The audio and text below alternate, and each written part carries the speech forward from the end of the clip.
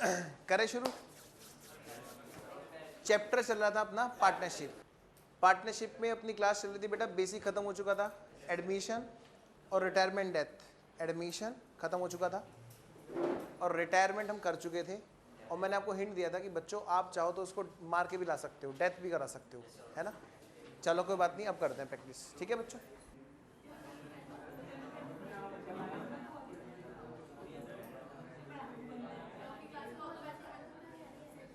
हाँ जी बेटा, retirement chapter में मैंने आपको होमवर्क दिया था, उसकी हम बात कर रहे हैं हम लोग।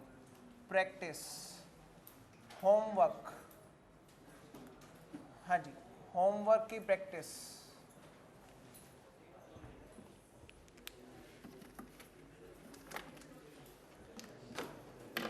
इसमें डेथ में एक पॉइंट रह रहा है बस, अनसेटलमेंट का। पहले हम थोड़ी प्रैक्टिस करेंगे, फिर उस कॉन्सेप्ट को पढ़ेंगे, फिर बाकी का होमवर्क।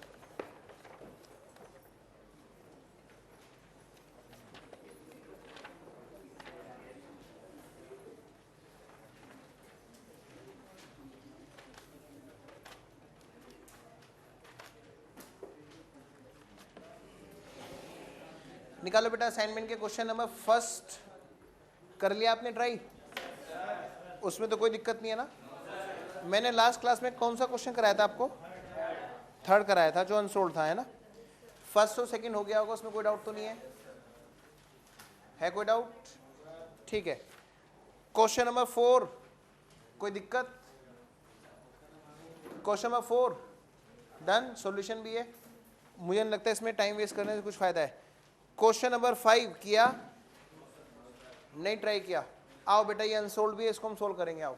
ठीक है, कितने बच्चों ने ट्राई किया और नहीं हुआ? क्वेश्चन 5 ट्राई किया और नहीं हुआ, ठीक है, मैं आपके लिए करा रहा हूँ स्पेशली, बाकी ने ट्राई नहीं किया। Messrs X and company, messrs X and company is a partnership firm, is a partnership firm with the partners A B. ये एंड सी होगा, ये डी गलती से लिखा गया बच्चों, इसको एंड कर लेना, अगर किसी किताब में मिसप्रिंट हो। ए बी सी के बीच में डी लिखा गया है, A B and C. Sharing profit and loss in the ratio 3:2:5, 3:2:5 के रेशो में ये लोग बात कर रहे थे। ठीक है भाई, बैलेंस शीट बेटा इस प्रकार से है। सब बच्चे बताएंगे असेट साइड में कोई काम की चीज़ है क्या? नहीं है बेटा। लायबिलिटी साइड में बच्चों नहीं है, ठीक है। आओ, it was mutually agreed that B will retire from the partnership and his एक माने नाती पोता होता होगा होता होगा, पता नहीं क्या है, कभी ग्रैंडसन बोलते हैं, ग्रैंडसन बोलते हैं ना पोते को, तो एक माने क्या होता है? बेटी का बेटा, मतलब नाती। अच्छा अच्छा, चलो भाई, उसका नाती उसकी जगह डी, जिसका नाम था, विल बी एडमिटेड। ठीक है, अच्छा ये एक नहीं है, ओह भाई, इसके पीछे PL लिख लेना, ये प्लेस है अच्छा, डी विल बी एडमिटेड, देखो डी एडमिशन ले रहा है। अच्छा, as a partner with effect from 1 July 2001 for this purpose the following adjustments are to be made. इसके लिए ये एडजस्टमेंट्स करनी है। ये तो एडमिशन का क्वेश्चन आ गया गलती से शायद।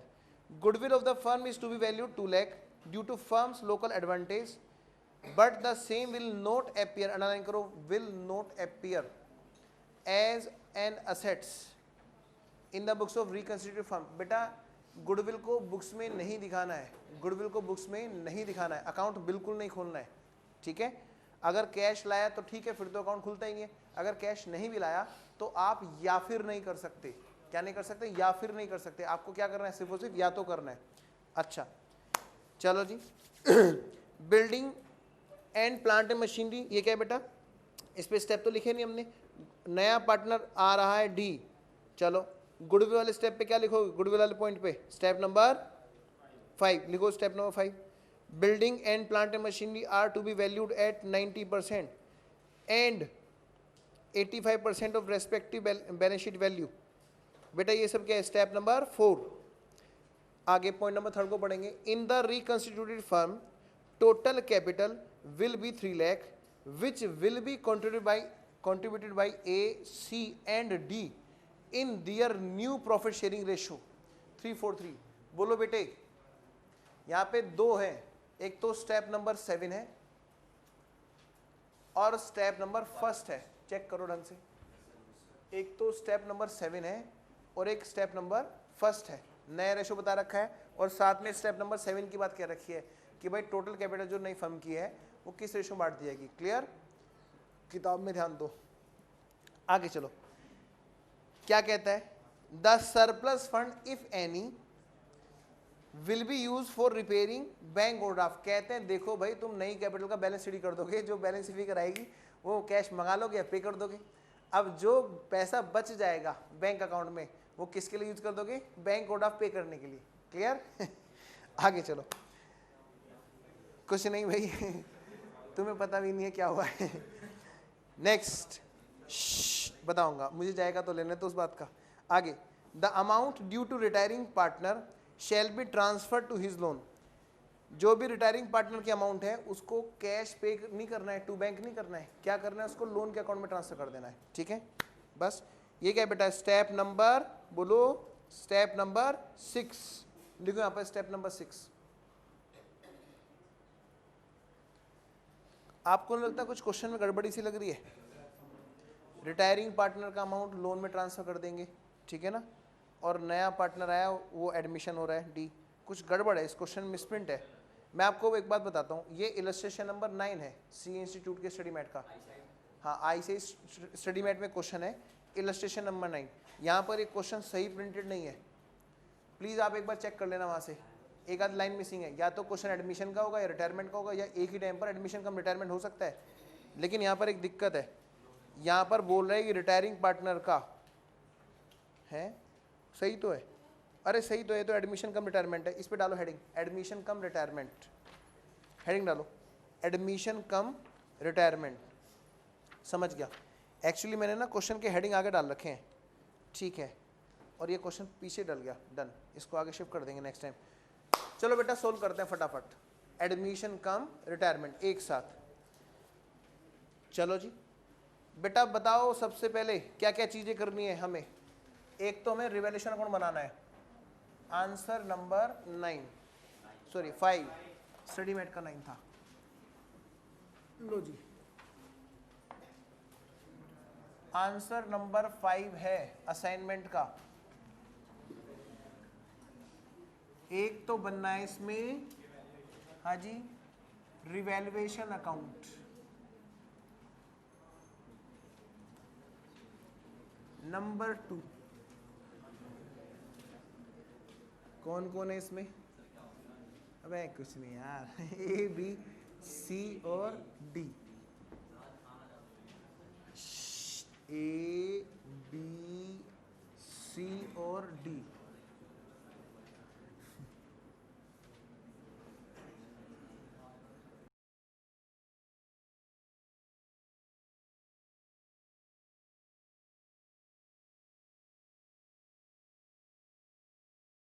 बेटा कितनी कैपिटल का बैलेंस है बताओ, 1,04,000 ए का, और बी का है 76,000। नेक्स्ट सी का 1,40,000। हाँ जी, ओल भाई नए पार्टनर के साथ मिला के सारे ओल ही तो हो जाएंगे, पुराने पार्टनर का जाना, नए पार्टनर का आना, ठीक है। ओल नहीं भी लिखोगे भाई तब भी ओल ही रहेगा। Balance sheet after admission and retirement दोनों एक साथ है। स्टेप नंबर फर्स्ट बोलो, नया रेशो है, ऑलरेडी हो चुका है। स्टेप नंबर 2 बोलो, रिजर्व एंड सरप्लस नहीं है ना, skip. Step number 3 rectification of error है, नहीं है। स्टेप नंबर 4 बच्चों रिवैल्यूएशन।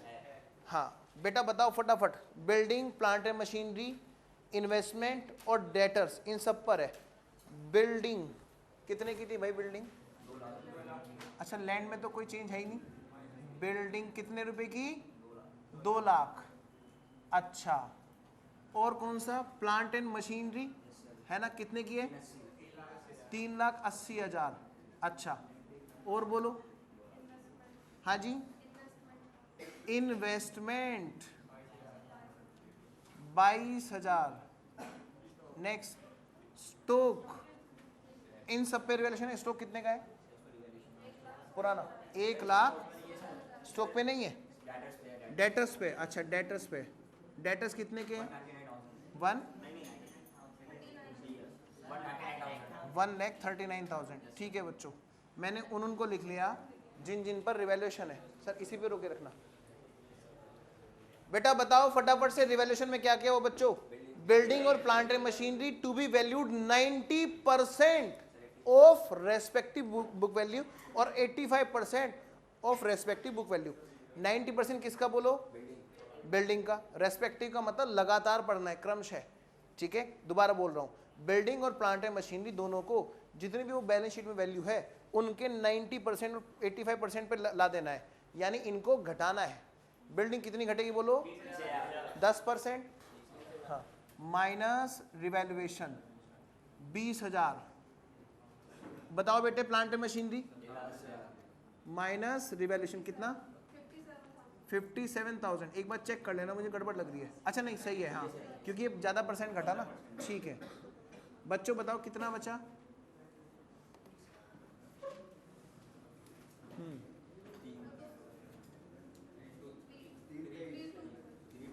323। ठीक है, 3,23,000। चलो जी बेटा, इसको बच्चों रिवैल्यूएशन अकाउंट में क्या करेंगे? टू बिल्डिंग और to plant and machinery. Sir to building और टू प्लांट एंड मशीनरी।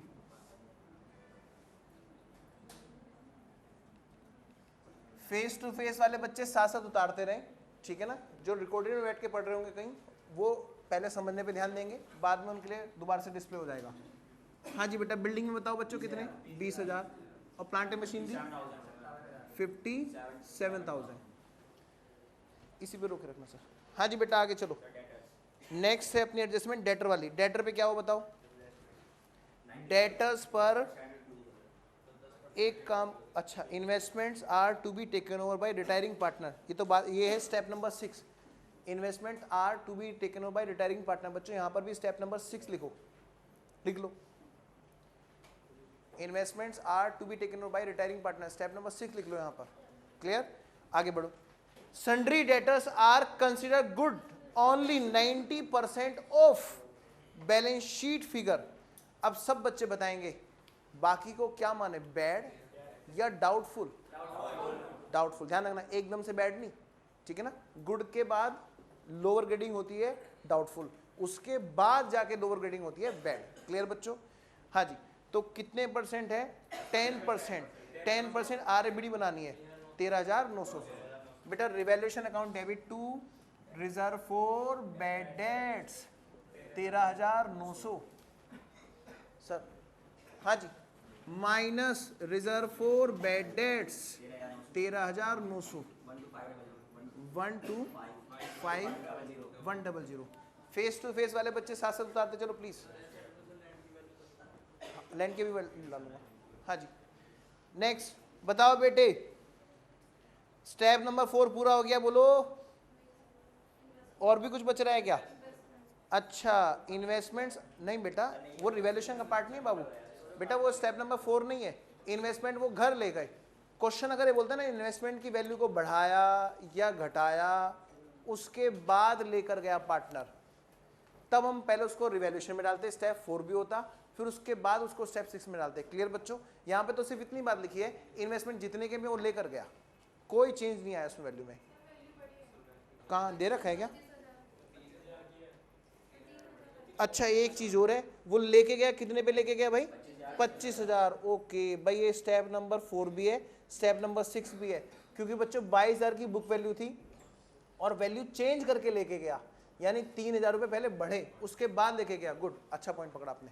बेटा इन्वेस्टमेंट कितने के थे बताओ बच्चों? पहले इन्वेस्टमेंट लिखा हुआ है। अच्छा क्या हुआ बताओ कितना? 25,000। ठीक है, प्लस रिवैल्यूएशन कितना? 3,000। इसी पे रोके रखना सर। बाकी दूसरी एंट्री कहाँ डालोगे बताओ? उसी पे रोके रखो। कहाँ पे? रिवैल्यूएशन में। बाई इन्वेस्टमेंट आ जाओ, कितना? 3,000। पक्का बच्चों? आगे चलो, अभी स्टेप नंबर 6 नहीं करेंगे इसका सिर्फ स्टेप 4 वाला पार्ट पूरा किया। और तो कोई नहीं बचा ना रिवैल्यूएशन में, खत्म बेटा। स्टेप 4 को पूरा करो, रिवैल्यूएशन अकाउंट को पैक कर दो। टोटल कितना? 90,900। बेटा बच्चों कितना बचा इसमें लॉस? किस किस में बटेगा? ABC में। डी तो नया पार्टनर है, कितना? 87,900। बच्चों ओल्ड रेशो क्या था, कुछ बताया क्या? 3, 2, 5। ठीक है भाई, इसने बता दिया, नहीं तो क्या करते हैं हम 1, 1, 1 मान लेते हैं। 26,370।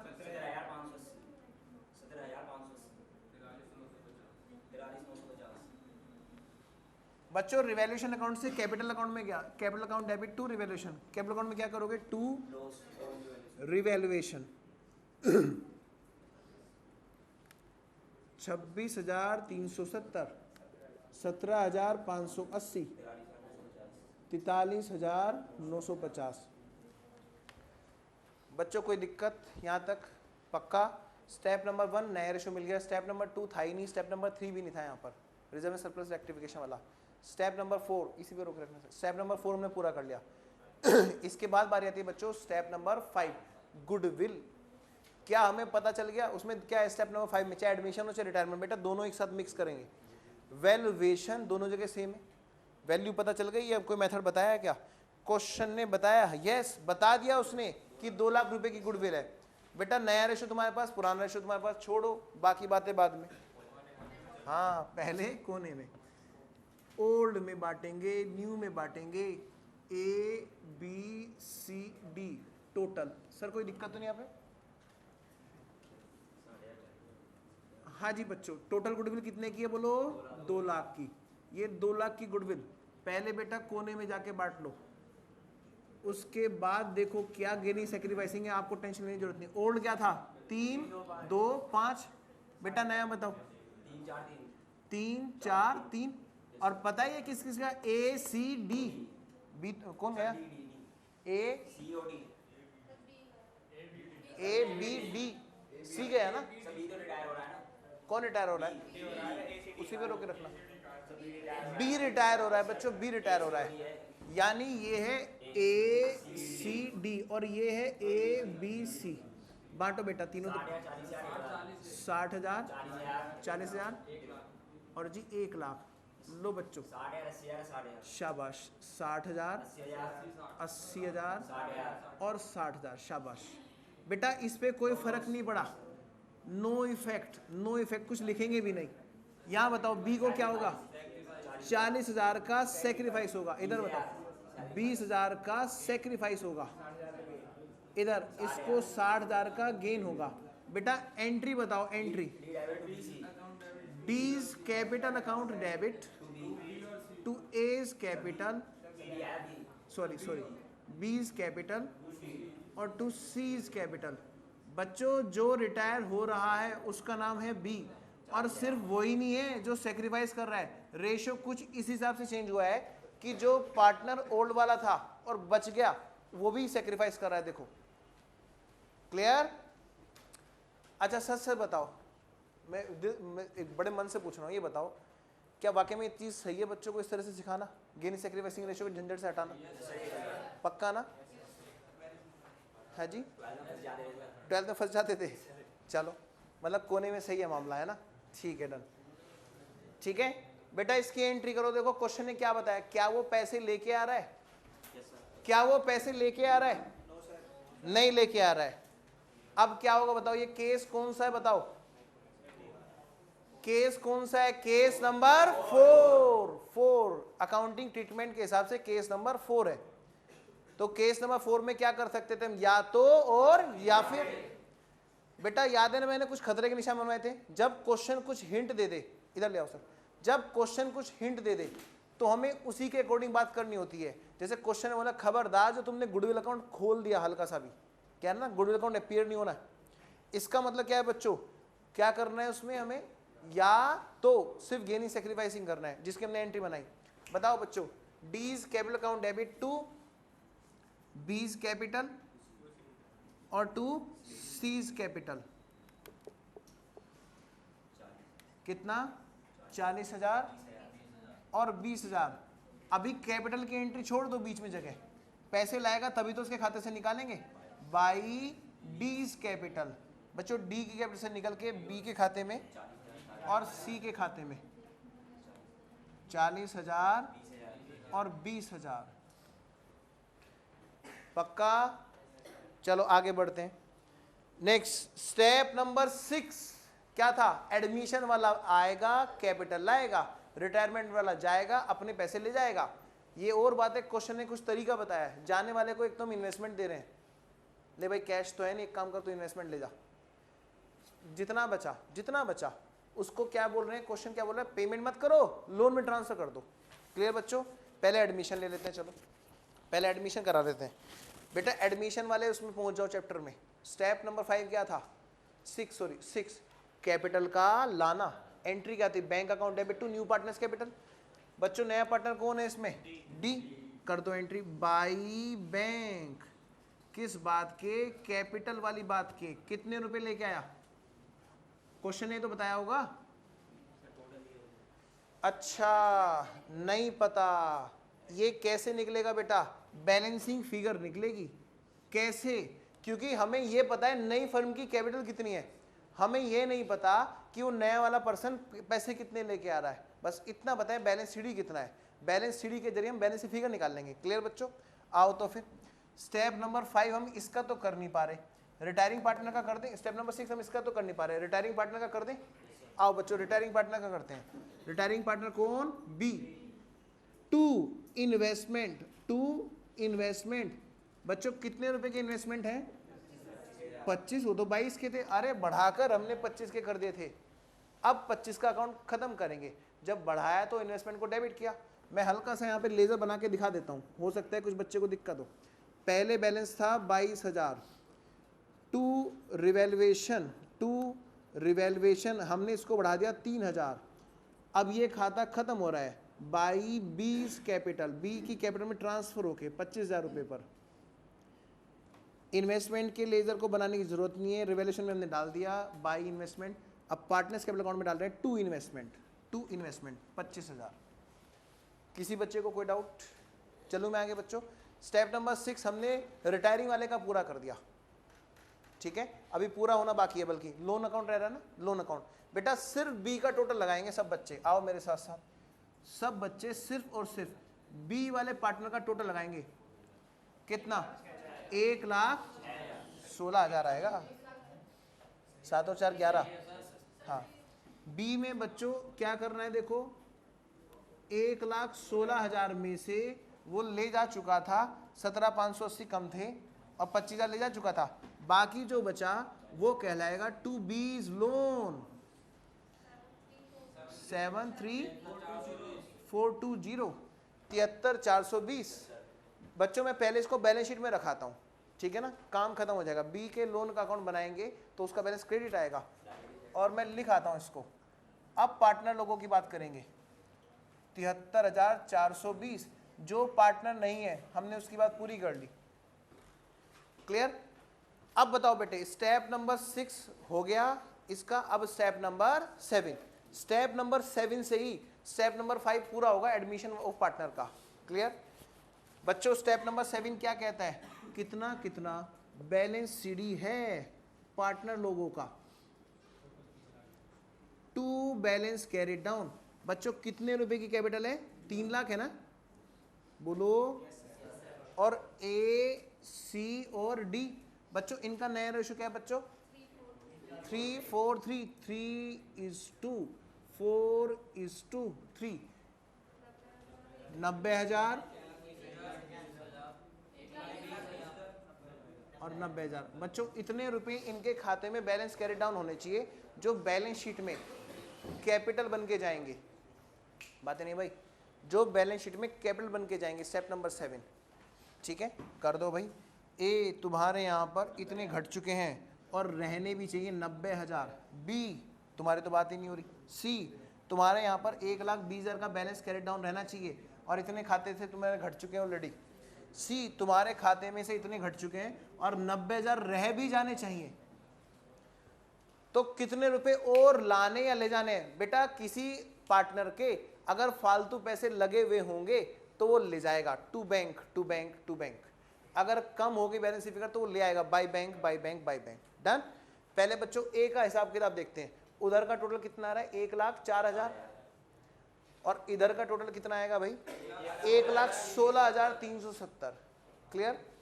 बच्चों बताओ इसके पास इसे क्या हो, इसे पैसे लेके आने, इसके पास सिर्फ 1,04,000 है यानी पैसे लेकर आएगा यानी बैलेंस शीट फिगर उधर आएगी 1,16,370 1,16,370 बाई बैंक बैलेंसिंग फिगर 12,370। पक्का। बाकी बैंक अकाउंट बना लेंगे या बिना बैंक अकाउंट बनाए वर्किंग नोट में करना चाहो वैसे कर लेना प्लस माइनस करके। बेटा बी का हिसाब किताब फाइनल। अब सी पर आते हैं बच्चों। सी का उधर का टोटल कितना है 1,40,000 प्लस 20,000 1,60,000। क्लियर। और इधर का टोटल कितना है 43,950 और 1,20,000 यानी इधर का ज्यादा है यानी ये भी पैसे लेके आएगा 1,63,950 1,63,950। हाँ जी 3950 ये इतने रुपए और लेके आएगा। बच्चों डी की बात करते हैं। डी की उधर तो कुछ है ही नहीं। एक तो 60,000 रुपये गुडविल के हिस्से के लाने थे, ठीक है, और कैपिटल के नाम के लाने थे। गुडविल के नहीं लाया तो कैपिटल के नाम के लेके आ, वहां से निकाल रहे हम। तो कैपिटल के नाम के कितने लाने पड़ेंगे उसको 90 और 60 1,50,000 कैपिटल के नाम के लेके आने। सर ये क्या बात हुई। बात तो वही होगी पैसे मंगा लिए एक तरह से आपने गुडविल इन कैश में। मैंने कहा नहीं, अगर मंगवाते और क्वेश्चन बोलता कि ये गुडविल के नाम के पैसे हैं सिर्फ तब मानेंगे गुडविल के नाम के पैसे हैं, नहीं तो हम मानेंगे वो कैपिटल में लेके आया, वहां से कैपिटल हमने उतनी उसकी घटा दी। ध्यान रखना मैं फिर बता रहा हूं, कुछ बच्चों के माइंड में डाउट आ सकता है, वो सोच सकते हैं कि सर ला तो रहा है गुडविल कैश में। बेटा वो ला नहीं रहा है, अगर लाता तो क्वेश्चन बताता। यानी ये इंटरप्रेट करना है अपने आप की, यानी वो कैपिटल के लेके आ रहा होगा, वहां से हम निकाल रहे होंगे, कैपिटल उसकी उतनी कम कर देंगे। क्लियर। आओ जी 1,00,000 कितना 1,50,000 1,50,000 तो कैपिटल के नाम के कितने लेके आएगा पूरे। ये आ रही बेटा बैलेंस फिगर 1,50,000। आई होप सब बच्चों को समझ में आया। किसी बच्चे को यहां तक कोई डाउट है। आओ बच्चों तो फिर बैलेंस शीट पूरी करें। सबसे पहले लायबिलिटी साइड। क्यों सर, क्योंकि बहुत कम लिखी जाती है। Partners capital account ACD। ए की कैपिटल है 90,000, सी की कैपिटल है 1,20,000 और फिर डी की फिर से 90,000, टोटल 3,00,000। बच्चों पार्टनर्स कैपिटल अकाउंट हमने लिख लिया और बी का लोन भी लिख लिया, उधर ही रोके रखना सर वहीं पे। बच्चों बैलेंस शीट चेक करो, क्वेश्चन की क्या क्या चीज है जो बाकी है। Long term loan, long term loan, long term loan 4,00,000। इसकी वैल्यू में कोई चेंज नहीं आया है, इसकी वैल्यू में कोई चेंज नहीं आया है, इसलिए हमने उसको एज इट फिगर पे लिखा। ना ही क्वेश्चन ने बोला है कि इस लोन को पे कर देंगे, नहीं बोला तो फिर हमने इसको एज इट उठा के रख दिया। कोई दिक्कत। अच्छा आगे बढ़ते हैं बेटा। अगला है इसमें बैंक ओवरड्राफ्ट, उसी पे रोक रखना सर है, जब तक मैंने को हटाना मत। बैंक ओवरड्राफ्ट बेटा देखना, बैंक ओवरड्राफ्ट के बारे में कुछ बोला क्वेश्चन ने, कह रहा है कि इसको पे कर देना है। ठीक है भाई, एक काम करें बैंक अकाउंट बना लें क्या, बना लेते हैं, यही बना लेते हैं। ये है नंबर 3 और मैं नंबर 4 इधर बना दूं। चलो इसको नंबर 4 दे देते हैं, बैलेंस शीट को यहां बना देता हूं, जगह बच रही है। Bank account. सब बच्चे बताएंगे बेटा असेट साइड में कोई बैलेंस था क्या बैंक का, कैश और बैंक। कैश का भी नहीं है। ओ कौन कहता है नहीं है। क्रेडिट साइड में है ना, कितने रुपए का बताओ 44,000। ठीक है जी 44,000 बेटा लायबिलिटी साइड में तो दे रखा है ना। उसके अलावा बताओगे बैलेंस शीट में और कोई लायबिलिटी है। ट्रेड क्रेडिटर्स, उसकी वैल्यू में कोई चेंज आया नहीं आया। ट्रेड क्रेडिटर्स कितना 1,93,000। क्लियर। अब एक काम और करते हैं, बची हुई एसेट्स के बैलेंसेस उठा लेते हैं। एसेट्स में देखो बेटा, एसेट साइड में लैंड कितने की है 1,00,000। लो भाई मैंने लैंड लिख दी 1,00,000 रुपए की। नेक्स्ट बिल्डिंग आ चुकी है क्या? आ चुकी है। प्लांट मशीनरी आ चुकी है? आ चुकी है। इन्वेस्टमेंट का हिसाब किताब हो चुका है, डन। स्टॉक रह गया है, स्टॉक है 1 लाख। अरे बाप रे, गड़बड़ हो गई। सही कह रहे हो बेटा, इन्वेस्टमेंट्स जा चुके हैं, तो अब यहाँ पर इन्वेस्टमेंट का बैलेंस बचा ही नहीं है कि हम बैलेंस की शीट में लिखें। गुड। पता नहीं क्या हो रहा है, ढंग से कैश नहीं कर पा रहा हूँ मैं। क्लियर है इतना? इसके बाद अगला नंबर कौन सा था? स्टॉक। हाँ जी बेटा, उसको लिख देता हूँ यहाँ पे। स्टॉक कितने रुपए का बोलो? हाँ जी, 1,16,000।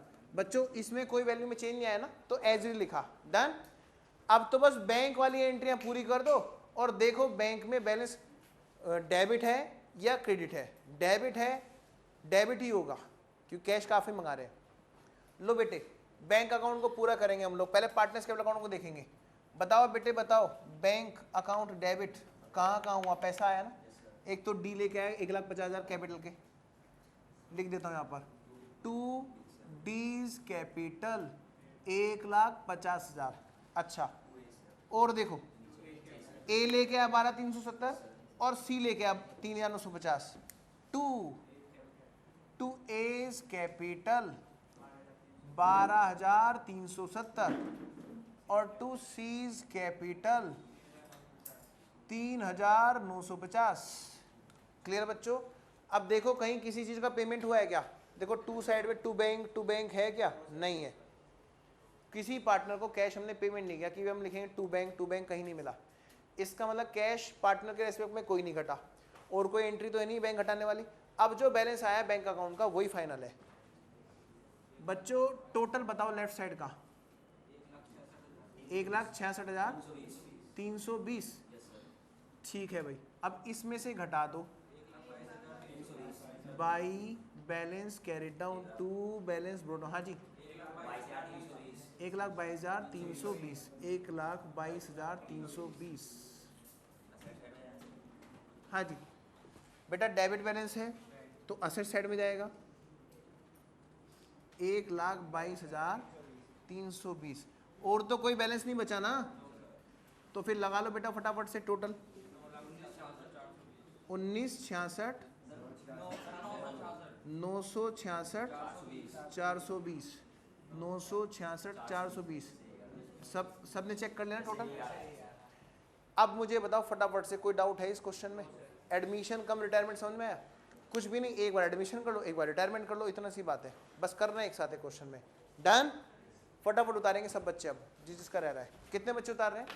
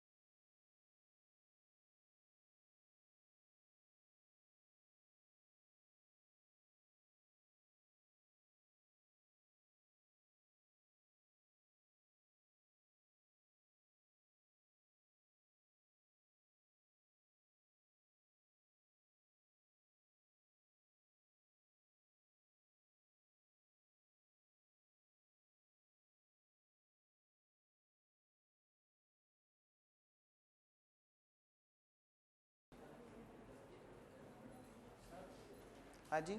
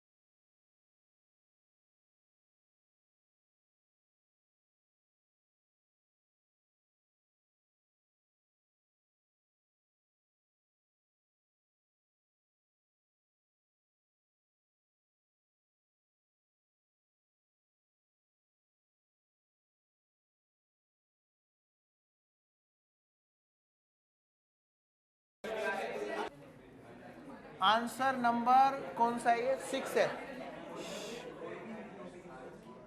मार डाला। बेटे डेथ का क्वेश्चन करेंगे, क्वेश्चन नंबर 6 प्लीज।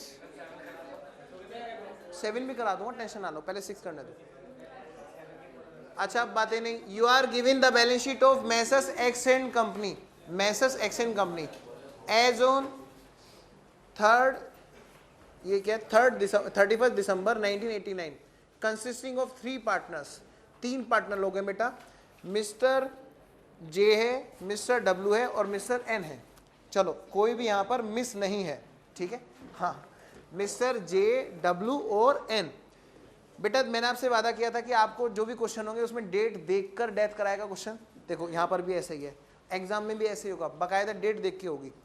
जहां डेट देख के नहीं होती है वहां पर सेक्शन 36 है या 37 है, वो देखना पड़ जाता है, अनसेटल्ड अकाउंट। वही कॉन्सेप्ट हमें अलग से पढ़ना है। उसका क्वेश्चन आएगा तो इतना लंबा क्वेश्चन नहीं आएगा, उसका क्वेश्चन आएगा तो छोटा सा क्वेश्चन आएगा बस, ठीक है। तो पहले वो जहां पर डेट देखकर डेथ करा रहा है, 31 दिसंबर की बैलेंस शीट है। बैलेंस शीट में देखना असेट साइड में कोई काम की चीज है क्या? नहीं है। बिल्कुल ये मान के पढ़ो जैसे रिटायरमेंट पढ़ रहे हो, बस भगवान की मर्जी से retire is equal to death. Left side में बताओ बेटा, लेफ्ट साइड में है कोई काम की चीज? नहीं है।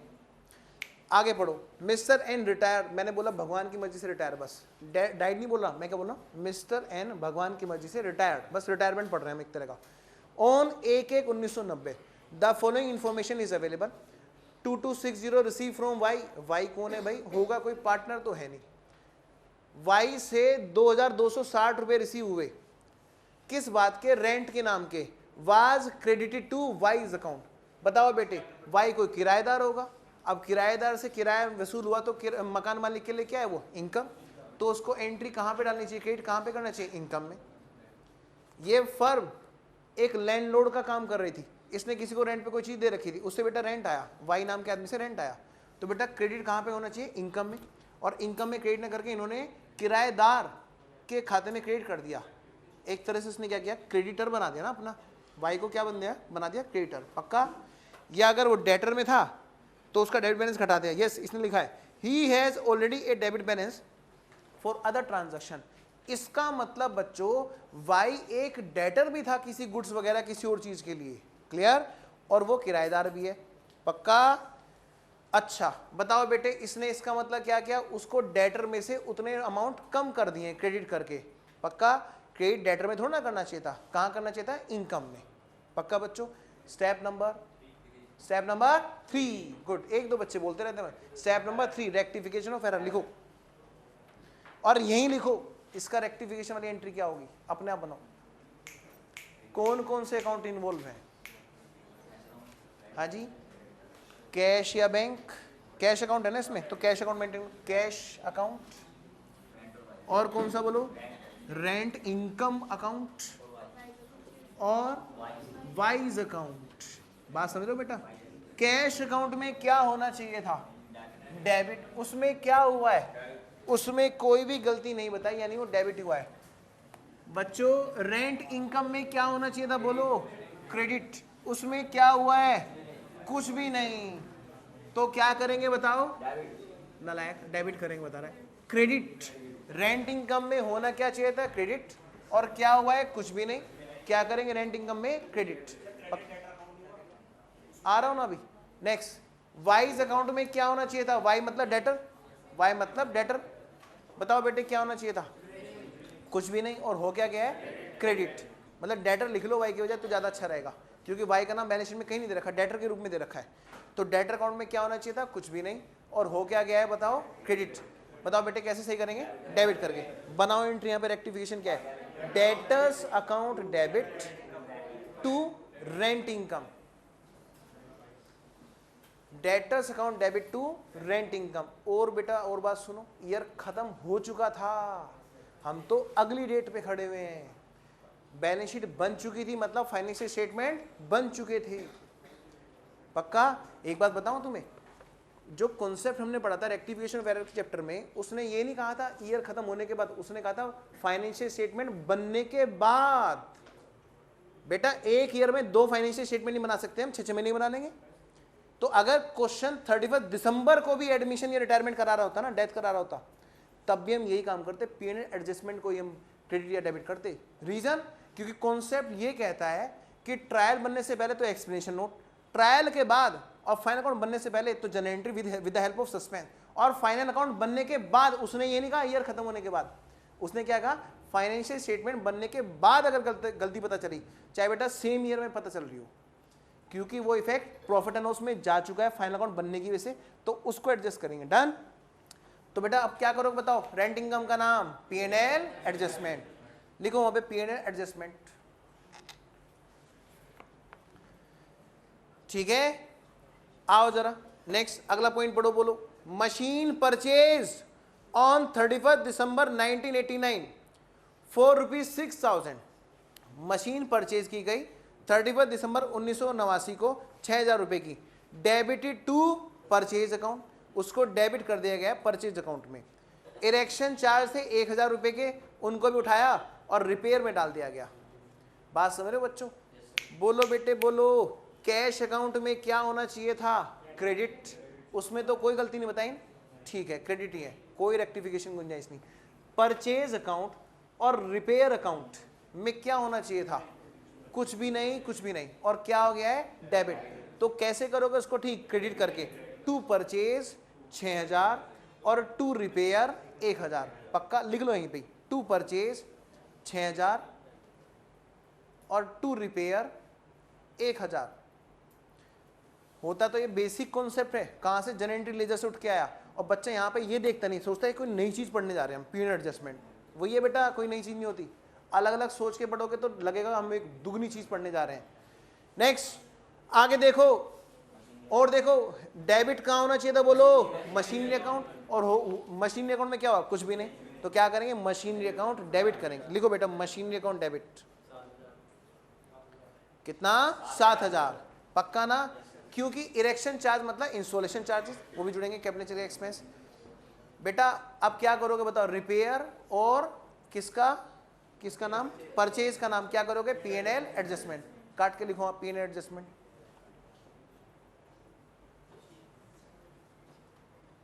पक्का?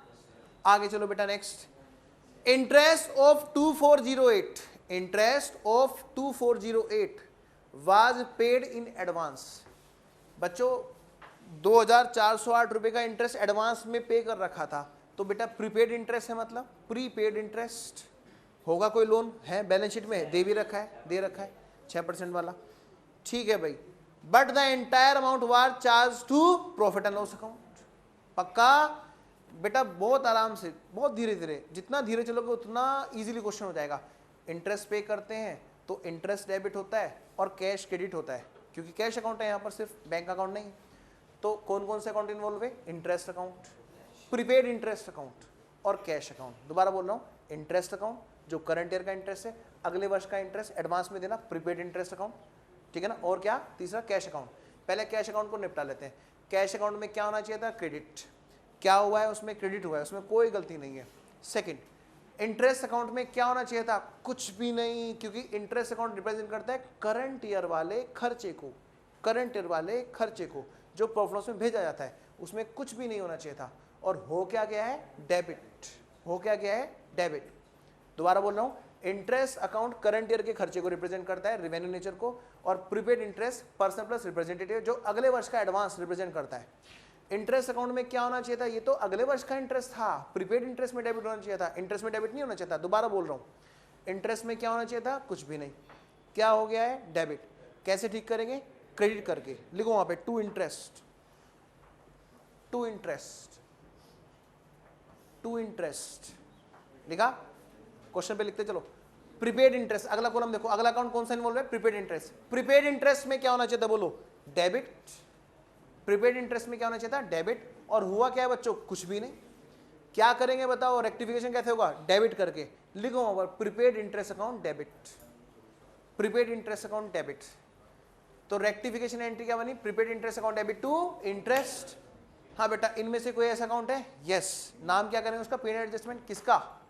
इंटरेस्ट। काटो इंटरेस्ट का नाम लिखकर और लिखो वहां पे P&L एडजस्टमेंट, P&L एडजस्टमेंट लिखा। आगे चलो जी बेटा नेक्स्ट, अभी तक जो भी था इसको कवर करो एक एरो में और लिखो स्टेप नंबर 3।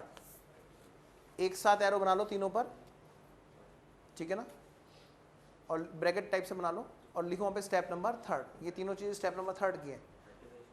स्टेप नंबर 4 देखो बेटा, अगला point, machinery is valued 20% below the book value. मैं तो कह रहा इसके आगे नहीं भी लिखा होता ना, after the adjustment of B, after the adjustment of B.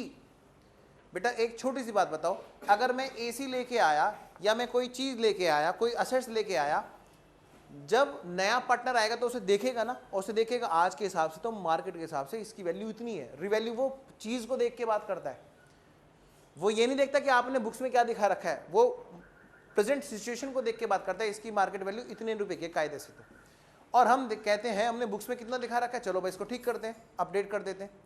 अगर हमने बुक्स में कोई गलत वैल्यू दिखा रखी है, सोचो जरा, 100 की चीज अगर हमने 20 में दिखा रखी है और मार्केट वैल्यू उसकी 400 हो चुकी है, दोबारा बोल रहा हूं, 100 की चीज थी, हमें 100 रुपए दिखाने चाहिए थे, हमने सिर्फ बुक्स में गलती से 20 रुपए दिखा रखे हैं, कोई चीज नहीं जोड़ी, और मार्केट में कीमत उसकी कितनी है 400, रिवैल्यू किया गया 400 पर। बेटा बुक्स में 20 रुपए दिखा रखे हैं तो आप 20 रुपए से खींचकर 400 रुपए तक ले जाना चाहोगे ना, है ना। आप 380 का सोचोगे रिवैल्यूएशन का प्रॉफिट, बोलो है कि नहीं। आप गलत बुक वैल्यू से कंपेयर करोगे तो प्रॉफिट भी तो गलत आएगा ना। डन। कायदे से था कितना रिवैल्यूएशन का प्रॉफिट, 100 से ऊपर का, जो सही वैल्यू उससे ऊपर का था। बात मेरी समझ रहे हो। मैं दोबारा बोल रहा हूं, अगर मान लिया आपने सपोज करो कोई चीज 100 रुपए की खरीदी, 100 रुपए की बुक्स में आनी चाहिए, एंट्री होनी चाहिए assets account debit to bank 100 रुपए, आपने 100 रुपए न डालकर उसको 20 रुपए डाल दिया गलती से, तो आपकी बुक वैल्यू गलत है ना। अब जब मार्केट में कीमत लगाएंगे तो चीज को देख के दिखाएंगे, प्रैक्टिकल फिजिकली देख के लगाएंगे, ये तो अरे ये तो 400 रुपए की आज के टाइम में मार्केट वैल्यू रिवैल्यू किया, तो आप चाहोगे उसकी वैल्यू को बढ़ाना। आप क्या सोचोगे, बेटा 100 रुपए की चीज खरीदी, कायदे से 300 रुपए का रिवैल्यूएशन प्रॉफिट है, 100 से ऊपर जो है रिवैल्यू करने का प्रॉफिट, लेकिन आपने क्योंकि बुक्स में गलत लिख रखा है 20 रुपए, तो आप उस 80 रुपए के डिफरेंस को भी आप रिवैल्यूएशन का प्रॉफिट बोल देते हो, जबकि वो है क्या, rectification of error, rectification of error. अब मैं समझाता हूं, 20 रुपए से लेकर 100 रुपए तक की दूरी के लिए बनाना चाहिए P&L एडजस्टमेंट। दोबारा बोल रहा हूं, 20 रुपए से लेकर 100 रुपए तक की दूरी के लिए बनाना चाहिए P&L एडजस्टमेंट, और 100 रुपए से ऊपर की बात जो है, करेक्ट बुक वैल्यू से ऊपर की बात, उसके लिए बनाना चाहिए रिवैल्यूएशन अकाउंट। Done, clear. लेकिन बुक्स में अक्सर प्रैक्टिस क्या होती है, वो एक अकाउंट बना देते हैं P&L एडजस्टमेंट, और उसी में रेक्टिफिकेशन और उसी में रिवैल्यूएशन दोनों चीज ठूस देते हैं। कई बच्चों को 12th में कंफ्यूजन रहता था कि P&L एडजस्टमेंट कभी इसी से रिवैल्यूएशन कर देते हैं, कभी इसी से रेक्टिफिकेशन करते हैं, ये है क्या चीज। और बच्चा ना कहीं ढंग से फील नहीं करता था, मजा नहीं आता था उसको अकाउंटिंग में। P&L एडजस्टमेंट, कभी इसी का नाम रिवैल्यूएशन, सारा काम इससे कर रहे हैं। हमने तो सीखा रेक्टिफिकेशन ऑफ एरर में P&L एडजस्टमेंट बनता है उसके लिए जहां प्रॉफिट गलत हो जाता है नॉमिनल चीजों के लिए, फिर ये रिवैल्यूएशन भी इसमें क्यों कर रहे हैं। बात मेरी समझ रहे हो। ये एक ट्रेंड बना रखा है, कह रहे ये बताओ P&L एडजस्टमेंट जो बनेगा वो भी रिवैल्यूएशन की तरह का बनेगा ना, क्यों दो अकाउंट खोल रहे हो, उठाओ सीधा जोड़ो, उठाओ सीधा जोड़ो एक साथ। तो वो शॉर्टकट लगा रखा है उन्होंने प्रैक्टिस का, बिकॉज ऑफ ट्रेंड। जो मैं आपको सिखाता हूं अकाउंटिंग कंसेप्ट और कन्वेंशन, बेटा ये कन्वेंशन है और कुछ नहीं। क्लियर। एग्जाम में हम क्या करेंगे, एग्जाम में हमसे रिवैल्यूएशन पूछे तो रिवैल्यूएशन बताओ, P&L एडजस्टमेंट रेक्टिफिकेशन का एरर पूछे तो रेक्टिफिकेशन बताओ। क्लियर, बात समझ लो बच्चों। खैर कोई बात नहीं, मैं यहाँ पे चाहे सोल्यूशन में आपका होगा तो मैं एक साथ करा दूंगा, फर्क एक ही होगा। क्वेश्चन आपसे जो पूछेगा एग्जाम में वो सिर्फ इतना पूछेगा, बताओ इन सब का इफेक्ट क्या होगा पार्टनर्स कैपिटल अकाउंट पर। तो फाइनल आंसर तो बेटा आपका सेम आ जाएगा, चाहे कोई P&L एडजस्टमेंट को अलग बनाए या रिवैल्यूएशन को अलग बनाए। क्लियर। लेकिन आईपीसीसी लेवल पर प्रेजेंटेशन मैटर करती है, आईपीसी लेवल पर प्रेजेंटेशन मैटर करती है, बीकॉम लेवल प्रेजेंटेशन मैटर करती है। वहां सब्जेक्टिव है, डिटेल ऑब्जेक्टिव नहीं है। डिटेल में क्वेश्चन प्रेजेंट करना होता है, तो अपने आप को पूरा प्रेजेंट करोगे तभी तो पूरे नंबर आएंगे ना। तो अगर यही क्वेश्चन कहीं और होता, ऑब्जेक्टिव में ना होता, तो हम P&L एडजस्टमेंट अलग बना रहे होते और रिवैल्यूएशन अकाउंट अलग बना रहे होते। हालांकि यही क्वेश्चन डिफरेंट राइटर्स ने अपनी बुक्स में एक अकाउंट में डाल रखा P&L एडजस्टमेंट। तो दिमाग से वो कंफ्यूजन हटा दें कि P&L एडजस्टमेंट में ही रिवैल्यूएशन होता है, ऐसा नहीं होता है, वो सिर्फ एक कन्वेंशन है। क्लियर। आओ बेटा अब हम बात करते हैं आगे। तो इस पे क्या लिखेंगे हम, step number 4, machinery is value 20% below the book value. अब मैं जो 20, 80 और ये 100 वाली बात बता रहा था बेटा, ये यही चीज कह रहा हूं। अगर ये नहीं भी कहता ना, after adjustment of B above, after adjustment of B above, कि बी अबोव, हाँ मशीनरी अकाउंट में जो अमाउंट नहीं डाल रखी है, मशीनरी अकाउंट में जो अमाउंट नहीं डाल रखी है उसको डालने के बाद, यानी जो 80 रुपए अपने एग्जांपल में नहीं डाल रखे हैं उसको डालने के बाद आपको वैल्यू चेंज करनी है, रिवैल्यूएशन वहां शुरू होता है। बात समझ रहे हो? अगर ये नहीं भी लिखी होती लाइन बेटा तब भी इसका ये मतलब होता है। आई होप आप समझ पा रहे हो मैं क्या समझाना चाह रहा हूं। आगे चलो, debtors are estimated to be worth 95% of book value, step number 4 revaluation. Next बेटा आगे देखो, goodwill account is to be raised to the extent of deceased partner shares. Question ने साफ साफ बोल दिया कि आपको गुडविल अकाउंट खोलना है, और कितने अमाउंट से खोलना है? सिर्फ और सिर्फ जो पार्टनर डिसीज हुआ, जिसकी डेथ हुई है, सिर्फ उतने वाले अमाउंट से। यानी बेटा देखो उसके खाते में तो क्रेडिट होना है और गुडविल अकाउंट डेबिट भी होना है। एंट्री क्या बनेगी? Goodwill account debit to deceased partners' capital. लिख लो यहां पर, पहले लिखो स्टेप नंबर 5, स्टेप नंबर 5, और एंट्री लिख लो यहीं पर, goodwill account debit to N's capital, goodwill account debit to N's capital. कितनी गुडविल है भाई? आगे निकालेंगे, जो भी शेयर आएगा वो हम इसके खाते में क्रेडिट कर देंगे। क्लियर बच्चों? ये स्टेप नंबर 5 था अकाउंटिंग के लिए, गुडविल के अकाउंटिंग के लिए। अगला जरा पैराग्राफ पढ़ेंगे सब बच्चे। Goodwill is to be valued at 3 years purchase of the average profit of the years 1987, 88, 89। Profit for the year 87 और 88 इतने इतने के थे, और प्रॉफिट जो 89 का था जो बैलेंस शीट में कैपिटल में ऑलरेडी जुड़ चुका होगा। क्लियर? लेकिन वो है कितना? इसने कहा देखो जो अभी तक था वो तो 13,842 दिख रहा था, सब्जेक्ट टू ऊपर वाली चीज़ों का ध्यान रखते हुए कि हमारे हिसाब से तो ये है, लेकिन वो गलत है ना। और आपको सही प्रॉफिट का बेस निकालोगे तभी तो सही एवरेज कर पाओगे। याद है स्टेप नंबर 1 एफएमपी की कैलकुलेशन में पहले बताओ, ये तो क्लियर है ना? फर्स्ट मेथड है गुडविल की कैलकुलेशन का, एफएमपी वाला एवरेज मेथड। वहां पे स्टेप नंबर 1 क्या था? बिजनेस तुमने अपनी मेहनत से और सही प्रॉफिट क्या कमाया, पहले उस प्रॉफिट को सही करोगे, स्टेप नंबर 2 फिर उसका एवरेज करोगे, उसके बाद आप मल्टीप्लाई करके गुडविल निकालोगे। खैर आगे बढ़ते हैं, तो इससे क्या लिखोगे? स्टेप नंबर 5, स्टेप नंबर 5 लिखो इस पैराग्राफ के ऊपर, स्टेप नंबर 5। उसके अंदर कौन सी बात है? Goodwill calculation. अच्छा, बल्कि इसमें लिख ही लो, goodwill is equal to FMP multiplied by 3। बस अब तो एफएमपी निकालना है बस। नेक्स्ट अगला paragraph, 1/2 of the dues to the deceased partner deceased are to be met immediately by cash. उसका अभी पेमेंट होना है। स्टेप नंबर 6, स्टेप नंबर 6 लिखो जल्दी। By cash to be bought in by continuing partners in their profit sharing ratio. कह रहे हैं एक काम कर लेना, 50% तो अभी पे करेंगे, और 50% जो पे करना है वो कौन लेके आएगा? जो बाकी के पार्टनर्स हैं वो किस रेशो में लेके आएंगे? अपने अपनी प्रॉफिट शेयरिंग रेशो में। कौन सा रेशो होगा? वो पुराना कि नया? ऑफ कोर्स नया। क्लियर? आगे चलो, balance will continue as loan, यानी भाई 50% तो अभी दे के चलता कर देंगे, और 50% लोन की तरह आएगा, 12% का हिसाब किताब उस पर होगा। किसके नाम में? एग्जीक्यूटर, अंडरलाइन करो, एग्जीक्यूटर ऑफ डिसीज पार्टनर। भाई वो एक अलग है, वो एकदम अलग है, बाहर वाले की बात है, ये घर वालों की बात है आपस की। करें जी स्टार्ट।